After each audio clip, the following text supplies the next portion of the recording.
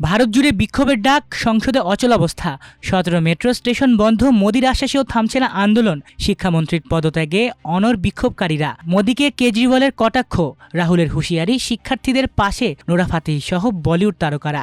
দেশে ফিরলেন স্পিকার হাফিজ উদ্দিন, বললেন রাষ্ট্রপতির পদত্যাগের বিষয়ে কিচ্ছু জানি না। যুক্তরাষ্ট্রে আগ্রাসনের জবাবে বাহরাইন ও জর্ডানে মার্কিন ইরানের স্থাপনায় ড্রোন হামলা, গ্রেফতার হতে পারেন জামাত থেকে বহিষ্কৃত এমপি গাজী নজরুল। ভারতের মেডিকেল ভর্তি পরীক্ষা নিট ইউজি প্রশ্নপত্র ফাঁসকে কেন্দ্র করে শুরু হওয়া আন্দোলন এখন দেশজুড়ে নতুন মাত্রা পেয়েছে। রাজধানী দিল্লির যন্তর মন্তর ছাড়িয়ে বিক্ষোভ ছড়িয়ে পড়েছে বিভিন্ন রাজ্যে। শুক্রবার দেশব্যাপী বিক্ষোভ কর্মসূচির ডাক দিয়েছে ককরোচ জনতা পার্টি সিজেপি। একই দিনে সংসদ ভবনের গেটেও বিক্ষোভে নেমেছেন বিরোধী সাংসদরা। প্রশ্নপত্র ফাঁসের ঘটনায় কেন্দ্রীয় শিক্ষামন্ত্রী ধর্মেন্দ্র প্রধানের পদত্যাগের দাবিতে সংসদের ভেতরেও কার্যত অচলাবস্থা তৈরি হয়েছে। পরিস্থিতি নিয়ন্ত্রণে রাজধানীতে নজিরবিহীন নিরাপত্তা ব্যবস্থা নেওয়া হয়েছে। দিল্লি মেট্রো রেল কর্পোরেশন নিরাপত্তার কারণ দেখিয়ে মধ্য দিল্লির 17টি মেট্রো স্টেশন অনির্দিষ্টকালের জন্য বন্ধ ঘোষণা করেছে। অন্যদিকে বিহারের পাটনা, বেগুসরাই, দরভাঙ্গা, কাটিহার, জেহানাবাদ ও আরওয়াল সহ একাধিক জেলায় শিক্ষার্থীদের হোস্টেল, লজ ও হোটেলে তল্লাশি চালাচ্ছে পুলিশ। সরকারের দাবি, সম্ভাব্য সহিংসতা ঠেকাতেই এসব ব্যবস্থা নেওয়া হয়েছে। তবে আন্দোলনকারীরা এটিকে ভয়ভীতি প্রদর্শনের কৌশল বলে অভিযোগ করেছেন।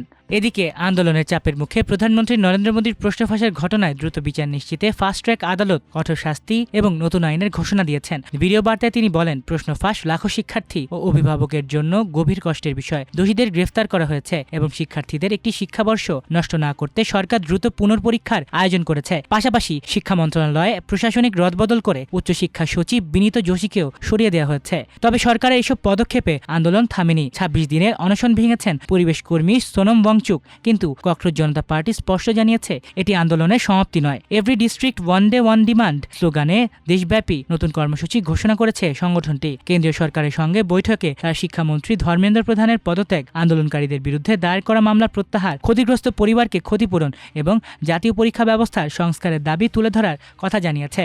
সিজেপির প্রতিষ্ঠাতা অভিজিৎ দীপকে বলেছেন, ধর্মেন্দ্র প্রধান পদত্যাগ না করা পর্যন্ত যন্তর মন্তরের অবস্থান কর্মসূচি চলবে। তিনি বলেন, শিক্ষামন্ত্রীর পদত্যাগ ছাড়া অন্য কোনো সিদ্ধান্ত গ্রহণযোগ্য নয়। একই অবস্থান নিয়েছেন লোকসভার বিরোধী দলীয় নেতা রাহুল গান্ধী। তার ভাষায়, শিক্ষামন্ত্রীকে অপসারণের আগে সরকার ও বিরোধীদের মধ্যে কোনো আলোচনা হবে না। পাশাপাশি তিনি শিক্ষার্থীদের ওপর হামলার বিচার এবং প্রধানমন্ত্রীর ক্ষমা প্রার্থনার দাবিও পুনর্ব্যক্ত করেন। অন্যদিকে দিল্লির সাবেক মুখ্যমন্ত্রী অরবিন্দ কেজরিওয়াল মোদির ঘোষণাকে ফাঁপা প্রতিশ্রুতি বলে কটাক্ষ করেছেন। তার অভিযোগ, আগে প্রশ্ন ফাঁস মামলাগুলোর তদন্তেই যথাযথ ফল আসেনি, তাই শুধু ফাস্ট ট্র্যাক আদালতের ঘোষণা দিয়ে সমস্যার সমাধান হবে না। সরকারের আন্তরিকতা প্রমাণ করতে কার্যকর পদক্ষেপ নিতে হবে।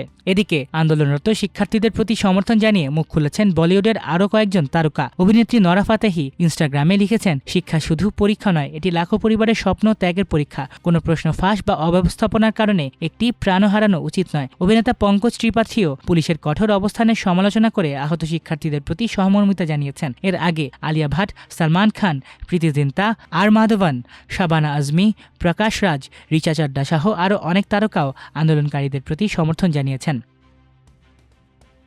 রাষ্ট্রপতি মোহাম্মদ শাহাবুদ্দিনের পদত্যাগ নিয়ে আলোচনার মধ্যেই নির্ধারিত বিদেশ সফর সংক্ষিপ্ত করে দেশে ফিরেছেন জাতীয় সংসদের স্পিকার হাফিজ উদ্দিন আহমদ। থাইল্যান্ড সফর সংক্ষিপ্ত করে দেশে ফিরে বিমানবন্দরে তিনি সাংবাদিকদের বলেছেন, রাষ্ট্রপতির পদত্যাগের বিষয়ে তার কিছু জানা নেই। ব্যক্তিগত চিকিৎসা শেষ হওয়ায় দেশে ফিরে এসেছেন তিনি। আজ দুপুর 12টা 10 থাই এয়ারওয়েজের একটি ফ্লাইটে ঢাকা হজরত শাহজালাল আন্তর্জাতিক বিমানবন্দরে অবতরণের পর সাংবাদিকদের প্রশ্নের জবাবে স্পিকার এসব কথা বলেন। রাষ্ট্রপতির পদত্যাগের বিষয়ে জানতে চাইলে স্পিকার বলেন, আমি দেশের বাইরে ছিলাম, সুতরাং এখানে কে পদত্যাগ করলো, কি করলো আমার কিছুই জানা নেই। এখন হয়তো জানতে পারবো। রাষ্ট্রপতি পদত্যাগ করলে সাংবিধানিক প্রক্রিয়া কি হবে? এমন প্রশ্নের জবাবে তিনি বলেন, যদি রাষ্ট্রপতি পদত্যাগ করেন তাহলে স্পিকারের কাছে পদত্যাগ করবেন এবং আগামী 90 দিনের নামে জাতীয় সংসদ একজন নতুন প্রেসিডেন্ট নির্বাচিত করবেন। এই হলো সংবিধানের পজিশন। রাষ্ট্রপতির পদত্যাগ নিয়ে বিভিন্ন আলোচনার বিষয়ে দৃষ্টি আকর্ষণ করলে স্পিকার বলেন, আপনারা যেরকম শুনেছেন আমিও সেরকমই শুনেছি। তিনি পদত্যাগ করলে সেই অনুযায়ী তারপর যে ব্যাকগ্রাউন্ডটা থাকে সেই জায়গাতে এটা অনুমান নির্ভর প্রশ্ন। সুতরাং উনি কি করবেন না করবেন আমি জানি না। নির্ধারিত সময়ের আগেই দেশে ফেরার কারণ জানতে চাইলে তিনি বলেন, আসার কথা ছিল 26 তারিখে। আমার ব্যক্তিগত কাজ এবং মেডিকেল চেক আপ যেহেতু শেষ হয়েছে সেজন্যই আমি এসেছি। রাষ্ট্রপতি পদত্যাগ করলে পরবর্তী দায়িত্ব স্পিকারের ওপর বর্তাবে কিনা এমন প্রশ্নের জবাবে হাফিজউদ্দিন আহমদ বলেন, সংবিধান অনুযায়ী এটা একটা ট্রেডিশন। দেশের সংবিধানে লেখা আছে যখন রাষ্ট্রপতি পদত্যাগ করেন তখন স্পিকার অ্যাক্টিং রাষ্ট্রপতি হিসেবে দায়িত্ব পালন করেন, কিন্তু রাষ্ট্রপতি নির্বাচন করে জাতীয় সংসদ, সেটা 3 মাসের মধ্যে করতে হয়। এটা হলো সংবিধানের পজিশন। ইরানে টানা 13তম দিন ধরে হামলা চালিয়ে যাচ্ছে যুক্তরাষ্ট্র। এর পাল্টা জবাবে মধ্যপ্রাচ্যে থাকা মার্কিন সামরিক স্থাপনাগুলোকে লক্ষ্যবস্তু করে হামলা চালিয়ে আসছে ইরান। এরই ধারাবাহিকতায় বাহরাইন ও জর্ডানে অবস্থিত মার্কিন স্থাপনায় ড্রোন হামলা চালিয়েছে দেশটি। শুক্রবার কাতার ভিত্তিক সংবাদ মাধ্যম আল জাজিরার এক প্রতিবেদনে এ তথ্য জানানো হয়েছে। ইরানের সামরিক বাহিনী জানিয়েছে বাহরাইন ও জর্ডানে অবস্থিত মার্কিন সামরিক স্থাপনা লক্ষ্য করে নতুন করে ড্রোন হামলা চালানো হয়েছে। ইরানের আধা সরকারি সংবাদ মাধ্যম মেহের নিউজে প্রকাশিত এক বিবৃতিতে দেশটির সেনাবাহিনী বলেছে বাহরাইনের শেখ ইসা বিমান ঘাঁটির জ্বালানি ট্যাঙ্ক, সরঞ্জাম গুদাম এবং সৈন্যদের আবাসস্থল লক্ষ্য করে ড্রোন হামলা চালানো হয়েছে। সামরিক বাহিনী আরও জানিয়েছে জর্ডানের মুয়াফাক সালতি বিমান ঘাঁটির বিমান হ্যাঙ্গার, রক্ষণাবেক্ষণ কেন্দ্র এবং আবাসন এলাকাতেও হামলা চালানো হয়েছে। তারা সতর্ক করে বলেছে ইরানের স্বার্থের বিরুদ্ধে যে কোনো পদক্ষেপ আঞ্চলিক নিরাপত্তা ও অর্থনৈতিক স্থিতিশীলতাকে ক্ষুণ্ণ করবে। এদিকে মধ্যপ্রাচ্য ভিত্তিক মার্কিন সামরিক বাহিনীর সেন্ট্রাল কমান্ড জানিয়েছে ইরানের সামরিক কমান্ড কেন্দ্র, ড্রোন মজুত কেন্দ্র, যোগাযোগ নেটওয়ার্ক, উপকূলীয় নজরদারি কেন্দ্র এবং সামুদ্রিক সক্ষমতাকে লক্ষ্যবস্তু করা হয়েছে। বাহিনীটি জানিয়েছে এসব হামলার উদ্দেশ্য ছিল ইরানকে জবাবদিহির আওতায় আনা এবং বাণিজ্যিক জাহাজ চলাচলের উপর ইসলামিক রেভলিউশনারি গার্ড কোরের হুমকি হ্রাস করা।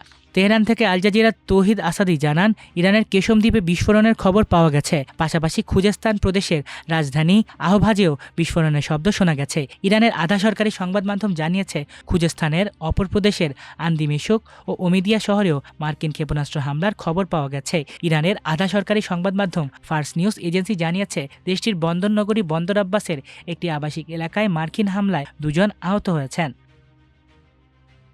হত্যা চেষ্টার অভিযোগ এনে গাড়ি চালক ওবায়দুর রহমানের করা মামলায় গ্রেফতার হতে পারেন সাতক্ষীরা 4 আসনের সংসদ সদস্য গাজী নজরুল ইসলাম। ইতোমধ্যে ওই মামলায় আমিনুর রহমান নামে এক আসামিকে গ্রেফতার করেছে পুলিশ। ওই মামলায় এজাহারে অন্যতম আসামি হচ্ছেন গাজী নজরুল। এছাড়াও মামলায় অজ্ঞাতনামাদের কথা উল্লেখ করা হয়েছে।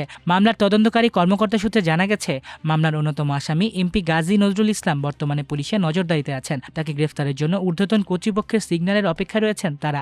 এছাড়াও অন্য আসামিদের ধরতে বিভিন্ন স্থানে অভিযান চালানো হচ্ছে। এছাড়া মামলার তদন্তকারী কর্মকর্তারা মামলার তদন্তের জন্য গাজী নজরুলের দ্বিতীয় স্ত্রী মরিয়মকে জিজ্ঞাসাবাদ করার জন্য ডিবি অফিসে তলব করা হতে পারে বলে জানা গেছে। মামলার এজাহারের কিছু বিষয়ে ধোঁয়াশা রয়েছে, সেগুলো পরিষ্কার করার জন্যই তাকে জিজ্ঞাসাবাদ করবে বলে জানা গেছে। মরিয়ম বর্তমানে ঢাকায় অবস্থান করছেন। মাল্টিমিডিয়া ডেস্ক, আমার দেশ।